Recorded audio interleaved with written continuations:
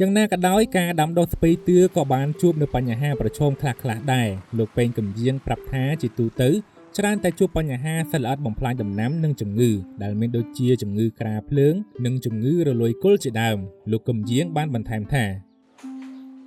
ប្រឈមតារឿងតាទីផ្សារចុះថោកតែសម្បូរទៅវាថោកទៅយើងខាតទៅហើយបើសិនជាមានហាងឆេងនៅទីផ្សារមានហាងឆេងយើងធ្វើនោះយើងបានចំណេញអាចខាតដែរធ្វើបន្លែអាចខាតយ៉ាងម៉េចនេះលោកពូខាតយើងចុះដើមច្រើនវាថាវាឈ្នួសកម្មករធ្វើឆ្មៅណាឈ្នួសកម្មករធ្វើឆ្មៅកម្មករធ្វើរងឈ្នួសកាត់ហើយដល់ពេលយើងយកទៅលក់ថោកអត់រួចថ្លៃកម្មករទូទាត់ទៅខាតហើយនឹងជី